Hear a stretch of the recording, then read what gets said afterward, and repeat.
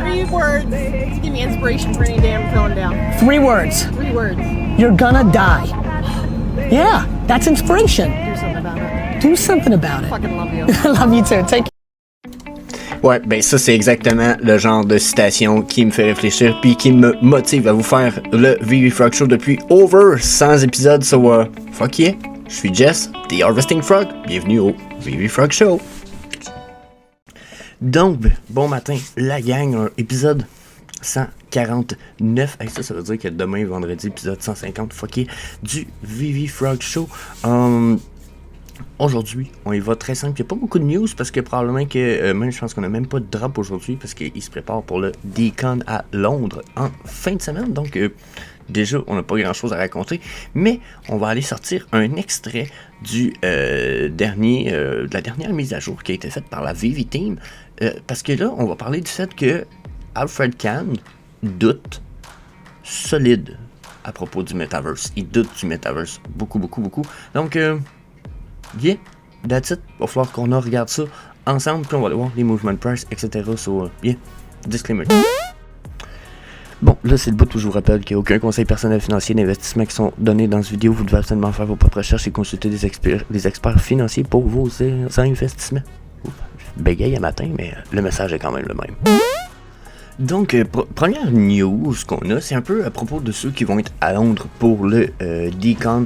Je vous suggère fortement d'aller vous pogner le gilet Limited Edition Choice T-shirt qui va vous donner accès à un des 100 NFT en 2D, plus un digital print, plus des drinks gratis pour le after party de la VV Family qui va y avoir samedi soir. Donc là, un petit 150$ bien investi. Je mettrais même pas le t-shirt. Ce serait le genre de t-shirt que j'encadrerais dans un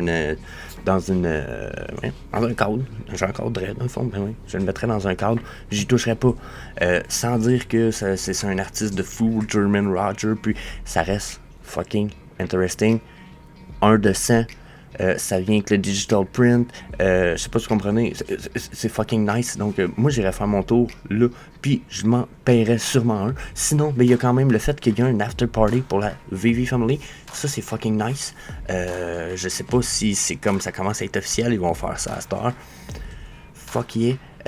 Prenez des photos, envoyez des shout-outs, j'ai hâte de voir ça pour tous ceux qui vont être là à Londres en fin de semaine, ça risque d'être vraiment nice, vraiment là, wow, je vous jalouse un petit peu, je peux pas le cacher, j'aimerais ça être avec vous, l'aventure et l'expérience va sûrement être super débile. Donc, yeah, that's it, first news. Après, on jump à de quoi quand même assez drôle, checkez bien ça, ok? Bon, là, on s'en va sur le Dr. Ark, ok? La version animated, elle lâche une caisse. Je vous le dis, checkez bien. Puis je sais pas si c'est modifié fan, là, mais je pense que non.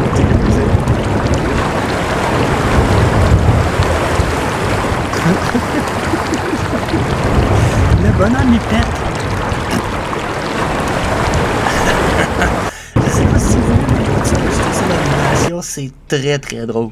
Donc fuck yeah. Je vous dis, c'est LOK puis Ed qui a remarqué ça ici, puis je m'y attendais pas, je suis fucking surpris sur ça, très drôle. Donc shout out à eux autres pour le petit côté humoristique de tout ça. Donc on va jumper à on va aller voir nos collectible price right away. On finit avec l'histoire d'Alfred Kahn, comme je vous disais, ça va être pas mal plus intéressant de finir avec ça, donc yep. Donc, on commence par nos market cap. J'ai refait des trend lines. Cette fois, j'ai gardé le channel blanc, mais je l'ai peut-être refiabilisé en l'appliquant juste sur vraiment des tops puis des bottoms, en me disant on va essayer de voir ce que ça nous donne comme ligne. J'y ai rajouté une médiane ici en jaune, puis j'y ai gardé la ligne de tendance qu'on avait en rouge qui semblait être indiquée comme ça ici.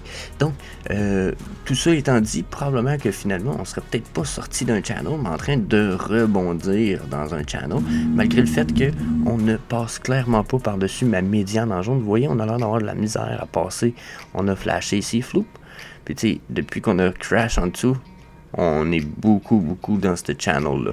Donc, pour l'instant, je pense qu'on va y rester. Ça semble même être le cas qu'on a indiqué ici. Il semble même avoir un ralentissement des mouvements sur nos prix. Puis, bon, bien entendu, vous savez, je peux appliquer la plupart du temps, venir appliquer ces trendlines-là aux autres ligne, on voit aussi des corrélations. Donc, présentement, les market caps seraient plutôt stables. Ici, je peux pas, c'est vrai, je peux pas le mettre sur celui d'en bas. Mais on aurait des market caps plutôt stables en ce moment. Bon, probablement qu'on va avoir une légère rise due, bien entendu, au Designer Con en fin de semaine. Mais après, je pense qu'on est... Si on n'a pas de big news, on va aller continuer sur une drop légère, mais continue. Ceci étant dit, no collectible price right away. Donc, justement, on va aller voir la différence des prix en bas de page, comme je l'ai déjà fait souvent, qui nous permet de voir le mouvement des prix, encore une fois, pour le marché en général. Ok, regardez, 15% en bas de page 1 pour la montée de prix, puis 15 et 12.2. Ok, donc on va garder ça en tête. 15% contre 12%. Donc sur la descente, on est à quoi? 14.28. Vous voyez, on est égal à 1% de différence, ce qui nous dit stabilité de marché. Puis 12,11, 10,5 stabilité dans notre marché. On n'a pas de rise ou de price fall de fou. Oups, il fallait que je reste en drop de price. Puis, quand je viens voir ici, on va aller voir si on a des opportunités peut-être un peu importantes. Mais Pop Life Print, là, j'ai envie de dire que je vais peut-être falloir que je suggère. Les prix de ce fucking collectible-là, pour quelqu'un qui veut faire du flipping, avait l'air de bouger beaucoup. On va aller voir dans le 3... Regardez, depuis 3 jours, là, passer de 180 à 420, 400, 340, même à 440, 340, vous aviez du profit à faire. Puis là, il est en train de redescendre tranquillement. Je vérifierais beaucoup ce collectible-là. J'ai l'impression qu'il y aurait le potentiel de... Regardez les listings. Regardez, les prix ont augmenté. Il y a du monde qui l'ont listé. Là, il y a beaucoup de listings. Tu sais, les prix descendent. Donc, vérifiez ça. Hey, s'il y en a qui ont payé 180, là, à un moment donné, ici, là, puis même à 225, si vous revendiez ici, c'était bien. Donc, checkez ça. Probablement un bon potentiel de mouvement de price dernièrement. Probablement que l'artiste Jim Mahfood. Probablement que c'est un artiste qui est peut-être un bon potentiel. Je les connais pas tous, on va le temps. Sinon, on a quand même des all-time low. Hein? Studio Idol en Jad. Il y en a combien d'éditions de ça? On est à 1900 éditions, c'est quand même cool. Il n'y en a pas beaucoup. Ici, on a Storm Queen, il n'y en a pas beaucoup non plus, hein, c'est quand même acceptable.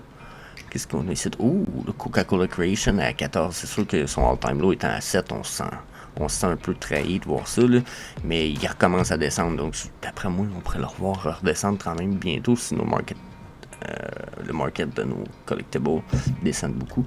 Lilypad, fuck yeah, le Frog, j'en ai 2 justement, puis j'en ai un low mint.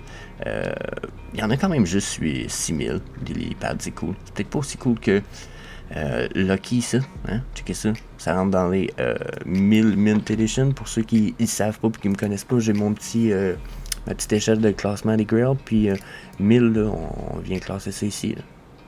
Tier 7, mais avec popularité moindre. Peut-être popularité basse, oui, une moindre, par exemple. Mais quand même. À évaluer. D'après moi, ça a du potentiel. Mettez ça sur pause si vous voulez regarder cette petite échelle-là. Ensuite, Frankenfats à 16, ça a déjà valu pas mal plus cher que ça. Là. All time high, c'est ça. 100$, c'est quand même x5-6 minimum. Ghost Spider. Ghost Spider a déjà monté plus haut. Je pense que je l'ai payé à son plus haut à 160$. Genre. Lincoln, Logo Man, Crystal Waterfall. Des belles pièces, le Golden Moment. Déjà, ça c'est une autre affaire. C'est Pyramidion, je crois, qui disait hier que selon lui, tous les Golden Moments sont sous-évalués. Puis, je peux juste être d'accord avec lui dans la mesure où Snowflakes la habite à 22. C'est très proche du all-time low, c'est très bien ça. Mais Townsville, 150, ça a déjà monté à pas mal plus. Regardez, ça a monté à 1600. Vous allez voir si c'est un flash. Mais faites vos petites recherches. Donald Duck à 57, c'est vraiment bien. Valdo Case, c'est encore supposé avoir de utility, donc ramasser un low mint la journée où il y a du utility, faites un flip. Harley Quinn, c'est-tu lui? T'en as un peu, on va aller voir ça. C'est celui, je pense, parce que si c'est lui, c'était le first appearance. Non, first edition, mais pas first appearance. Ça veut dire que je me trompe. Mais il y a une des Harley Quinn qui est first appearance qui vaut pas super cher, me semble. J'ai l'impression que c'est elle, je sais pas pourquoi. First Edition. Non, c'est pas une First Appearance. Je sais pas pourquoi j'ai ça dans la tête. Ah non, elle est dans ce set-là. La First Appearance, elle est pas dans ce set-là. C'est ça. Harley Quinn, allez voir, c'en est une qui est à ne pas négliger. Il y en a une First Appearance qui est pas chère. Oh Girl à 37, c'est fucking pas cher, si vous voulez mon avis. Même si son all-time low est à 29. First Appearance, c'est la ultra rare de son set. Du DC Alley Season 1, c'est le premier set.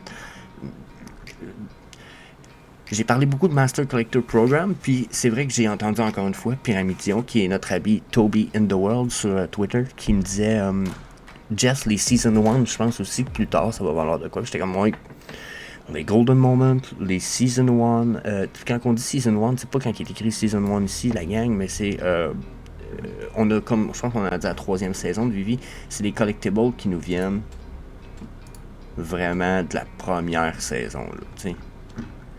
Regardez là, tout ce qu'il y a dans, je pense que c'est une partie de 2020, presque 2021, comme la Harley Quinn qui est ici, je pense. C'est ça? C'est elle? L'as-tu un autre avant? Ah non, ça se peut que ça soit la First Appearance, ça soit celle-là. Non, elle est ici. Elle est ici la First Appearance. À 124, si je me trompe pas.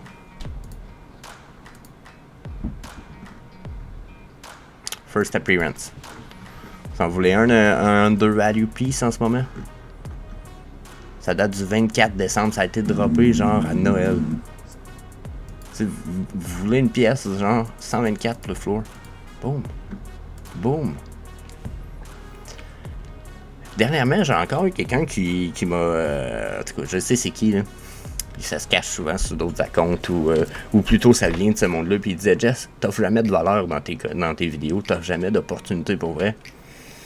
Si t'en vois pas, man, je t'avoue, écoute-les plus mes vidéos, mais moi j'en vois une là.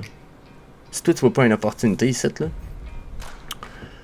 je comprends pas. Je comprends pas parce que tu sais, si on regarde ça, ça date de 2020. Il y en a 7500, ce qui est pas des mannes, hein. Ce qui est pas des mannes. Floor price 124, vous allez me dire, ben ouais, ben ça a pas monté bien haut. Ben non, ça a monté à 1200. C'est vrai que c'est pas bien haut, mais ça reste la first appearance. Tant qu'à moi, là, cette set-là est cool, mais elle, encore plus. First appearance, pour vrai, je pense que c'est la first appearance du pingouin aussi. T'sais, toutes les FA, là, toutes les fucking FA sont à ne pas négliger, donc, think about that. Puis, ben, c'est ça. Puis, Season 1. Tout ce qui est Season 1, c'est tout ça ici, là. Hein?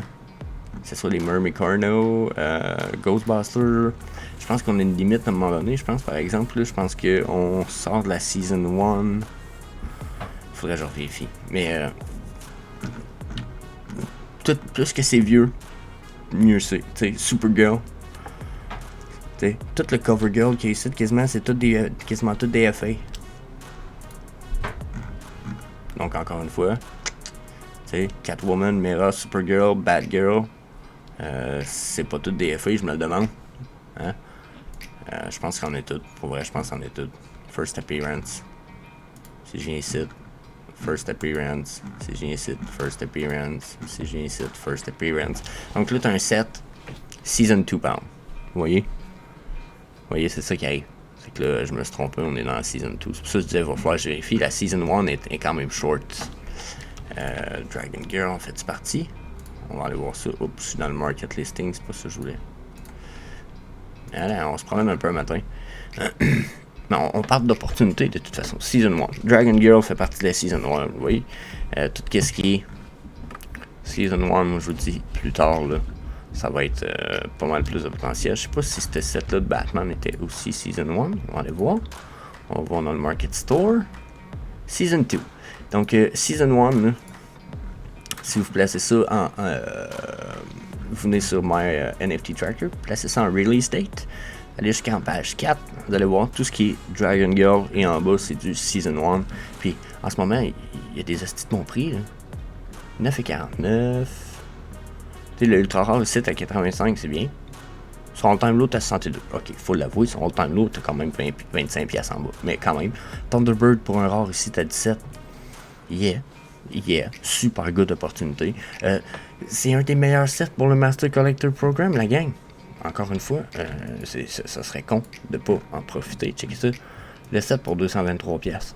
Le set vous donne Attendez un petit peu. Ça vous donne...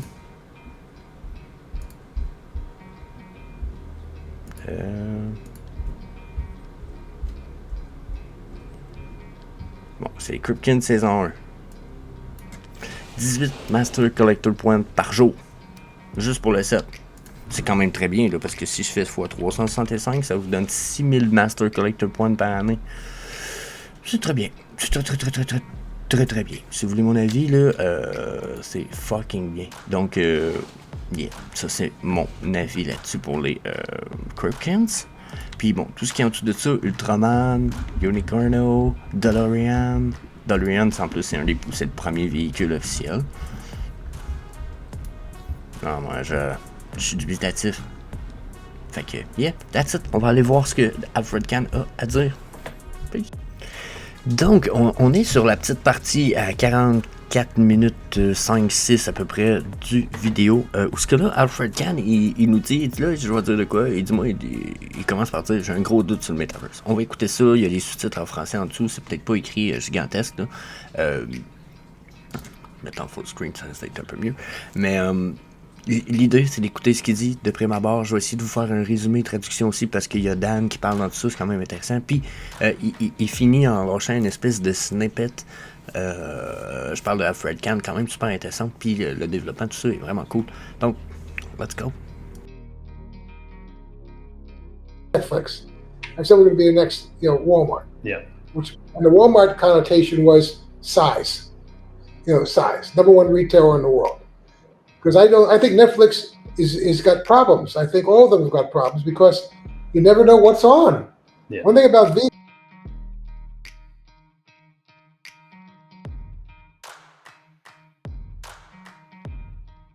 the understanding of what it is, so it gives you an opportunity to decide whether you want to do it or not. So, and also I have to say one other thing. Go for it. I'm not sure about the metaverse. Okay? And I'll tell you. Right away, il dit je suis pas sûr à propos du Metaverse. C'est là où que j'ai fait comme ok, tu t'en vas où avec ça? Puis je pense que son avis est fucking vraiment intéressant. Écoutez ça comme faut. I'll tell you why I'm not sure about the metaverse. There's so many metaverses. Everybody who has any kind of it's become like a catchphrase. Oh, we got a metaverse. Oh, we got a metaverse. Oh, we got a metaverse. And the metaverse, in my mind, strikes me as being a almost like a verb as opposed to a noun, because I don't know. Yike, the assumption is yes. So some people are going to want to be inside a digital environment, sure, but I think most people that we're involved with want that physical digital combo. That's what they want, and so I'm not. David has been very. I give him a lot of credit. Every time we talk about the metaverse, David goes, not so fast, because we're not 100% sure where it's going. And what does it mean? And I agree with him 100%. I don't know. And again, it could be, it's going to have a place in the system, but is it going to replicate? All you're doing is replicating the real world into a digital construct that you can get anywhere. I can take a picture at McDonald's. I have to go to the metaverse to take a picture of a Big Mac, right? All these stores are opening up on the metaverse. Okay, I got it. I don't understand it, but I got it. Yeah. It was actually, I was going to ask the three of you what your idea of the metaverse is, right? Because as you said, Al, at the moment, and probably for the next few years, a lot of them are these really just siloed games, right? And maybe you'll be able to move assets between them. But then there's also the idea of a digital overlay on the real world. And I think, Dan, you're the one that has brought that up previously. Is that still your base case for what the metaverse will eventually become?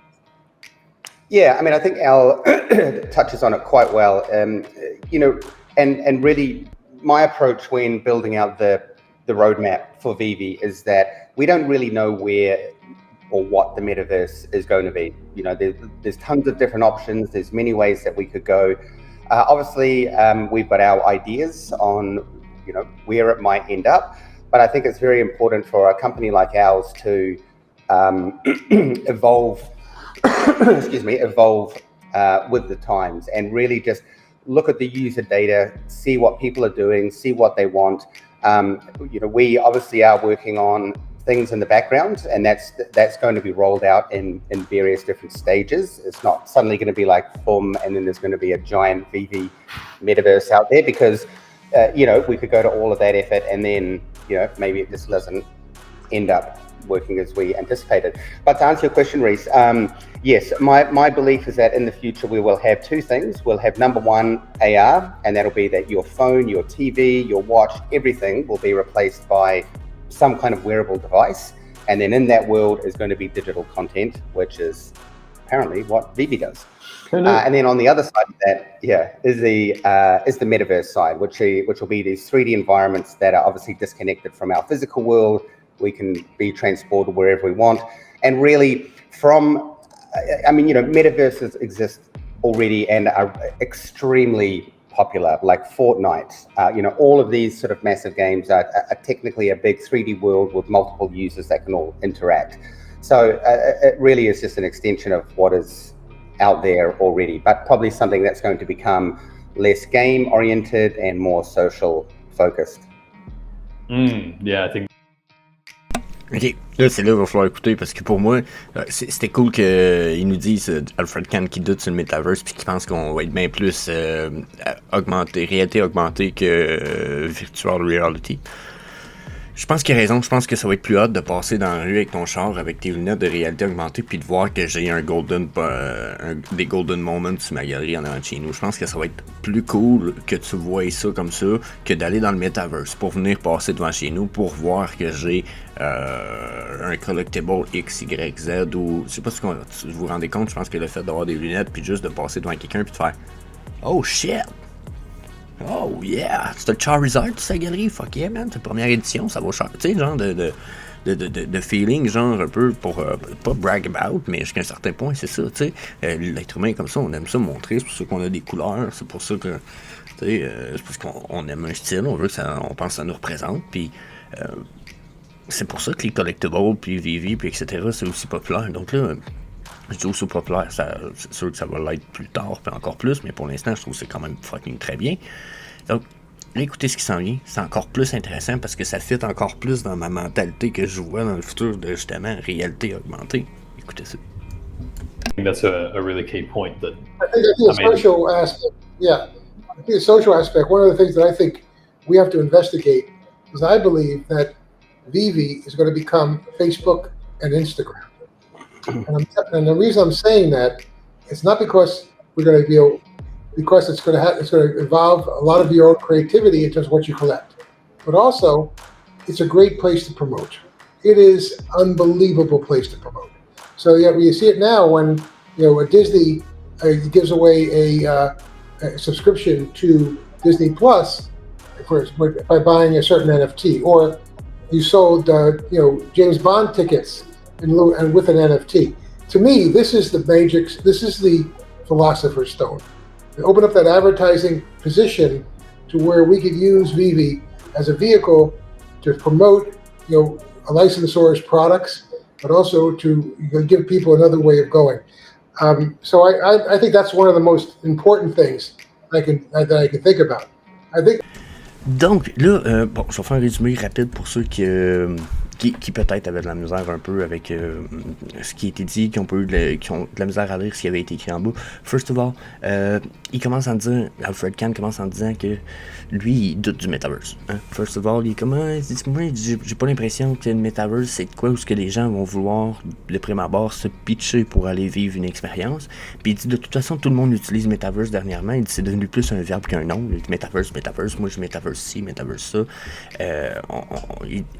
Lui, sa vision, c'est que ça va être beaucoup plus quelque chose entre le digital et le physique. Ça va être un lien entre les deux, quelque chose de mixé. On parle probablement plus de réalité augmentée dans la vision d'Alfred Kahn, plus que une réalité virtuelle. Puis, malgré tout, il dit, je donne quand même du crédit à David, parce que David Yu, quand ils en parlent ensemble, il lui dit souvent, oui, mais attends, on sait pas où que le marché s'en va, on suit le marché, c'est le marché qui décide, c'est pas nous autres. Puis, il a raison, il dit je donne beaucoup de crédit à David pour ça, il dit pour moi ça me démontre que justement on s'en va dans la bonne direction avec Vivi, c'est qu'on s'en va pas dans le champ parce qu'on a décidé que c'était la meilleure opportunité, c'était d'aller dans le champ. On va écouter ce que le market dit. Okay? Ensuite, t'as Dan qui embarque puis qui dit justement faire une roadmap pour Vivi. Maintenant, il dit c'est rendu très dur parce qu'il dit il faut qu'on regarde où ce que le marché s'en va. Et il dit probablement qu'il va falloir qu'on s'adapte au marché. Puis il dit c'est ce qu'on essaie de faire en fait. Il dit, c'est le pourquoi qu'on essaie de développer étape par étape, puis processus par processus, comme là, probablement première itération du VVverse, ils veulent pas aller trop vite parce que si justement il y a personne qui se ramasse dans le VVverse, si genre c'est pas de quoi que les gens veulent d'ici les 2 à 3 prochaines années, puis qu'eux autres ils ont tous mis leur focus dans le VVverse au lieu de la réalité augmentée, exemple, ben là c'est juste pas bon pour eux autres, fait qu'ils vont travailler le plus AR, ensuite VR. Donc ensuite on a Alfred Kahn qui commence avec de quoi de vraiment intéressant, il s'en va pour la suite avec il continue en disant que pour lui, ce qui risque de se passer avec Vivi et Ecomi, c'est que ça risque d'être une des meilleures places pour promouvoir des IP puis pour donner aux clients avec qui on fait de la promotion avec ces IP-là, ce qui veut dire avec les NFT, le potentiel d'avoir de quoi faire. Puis il dit ma vision de Vivi et Ecomi, c'est que ça va devenir le Facebook puis l'Instagram de ce qu'on appelle le Metaverse, puis etc. Puis j'ai envie de vous dire que, bon, c'est exagéré peut-être un petit peu comme vision, mais en même temps, si il rajoute beaucoup de potentiel aux feeds qu'on a sur le VV Apps, le web app, jusqu'à un certain point, je ne verrais pas pourquoi je publierais pas la plupart de mes posts que je fais déjà sur le VV, sur Twitter, que je les posterais pas, par exemple, sur le VV App. Si pour vrai, le feed, puis qu'on a une espèce de social network intégré au web app, let's go. Même, je dirais même pour l'application, je pense que ça a un bon potentiel. Donc, je pense qu'il étire un peu la sauce, mais en même temps, je pense que son avis est vraiment c'est une belle vision dans la mesure où ça nous donne un peu l'idée de où ce qu'ils veulent aller. Ils veulent s'arranger pour que le plus potentiel, ce soit le marché qui soit comblé et non leur vision à eux. Okay? Jusqu'à un certain point. Je pense qu'il y a une belle vision marketing là-dedans aussi, donner de la promotion au IP. Puis quand il parlait de IP, il dit on parle de Disney, mais on parle d'artistes aussi. Il y a des artistes, j'ai découvert cette semaine. Il y a Alison Tornesen. Tabarnak, elle fait des artworks de débile mental. Qui risque de belle artiste dans la mesure où ce qui est belle dans son artwork. Là. Wow, crazy. On a Scotty Young aussi que j'ai découvert cette semaine. J'étais comme, what the fuck, ça sort d'où ça? Puis tu sais, bon, je suis pas un connaisseur d'artistes, mais vous voyez à quel point je pense qu'il a raison. Ça permet de découvrir des artistes. Puis j'ai pas été le seul qui a été surpris, par exemple, Allison hier. Quand je l'ai partagé, j'ai eu Fanny Carbonel qui était comme, wow, j'avoue, le potentiel est crazy. Donc de savoir qu'on a ces artistes-là qui s'en viennent sur Vivi éventuellement, peut-être d'avoir potentiellement une plateforme sociale pour partager tout ça un peu plus. Puis qu'en plus, on soit, avoir un espèce de Facebook plus développé sur notre Vivi App, ça serait vraiment cool parce qu'on serait vraiment parmi toute notre communauté. On aurait juste les fans de Vivi à Ecomi, puis etc. Puis je pense que ça a le potentiel de grossir plus gros que ça, en dehors de Vivi et Ecomi, puis de toucher les autres, justement, les IP, que ce soit Marvel, Disney, DC Comics, ont le potentiel de tout toucher tout ça, je pense. Donc, je verrais vraiment sa vision se développer, puis je les verrais vraiment travailler là-dessus. Je pense que le potentiel serait vraiment bon, sans faire compétition à Facebook puis tout ça. Là, je pense pas que ce soit leur but, mais plutôt d'avoir une plateforme qui leur permette de créer un réseau social qui existe déjà. La VV Femme existe déjà. Là. Ils sont rendus au point où ils font des parties après les D-Con, les samedis soirs quand ils font des conventions. Donc là, tu sais, quand je dis un party, c'est pas vraiment un party où que tout le monde va se saouler puis tout ça, mais c'est une espèce d'after party où que le monde va jaser puis manger ensemble puis avoir peut-être genre une espèce de community event. Donc imaginez tout ça mixé avec un VV feed style Facebook, une réalité augmentée puis etc. Je pense que là le marché serait pas mal plus comblé que quand tu leur parles de métaverse, de dire que tu vas te mettre des lunettes puis tu vas aller dans un autre univers pour jaser avec quelqu'un. Ça me paraît moins intéressant. Tandis que d'entendre tout ce qu'on a entendu aujourd'hui dans la vidéo, au contraire, ça me rend très bullish sur la vision de la compagnie. Donc, yeah, that's it. C'est mon avis sur le sujet. Je vous laisse là-dessus. Je vous dis peace. On en reparle probablement dans un autre épisode. Demain, on va continuer d'éplucher cette belle interview-là ensemble sur... yeah, that's it. Bon, comme d'habitude, bien entendu, si vous avez aimé cet épisode, n'hésitez pas à laisser des commentaires et à faire le smash sur le subscribe button, cliquez sur la notification bell pour ne manquer aucun des épisodes qui sont faits plus que 5 jours semaine. Donc, yeah. Peace.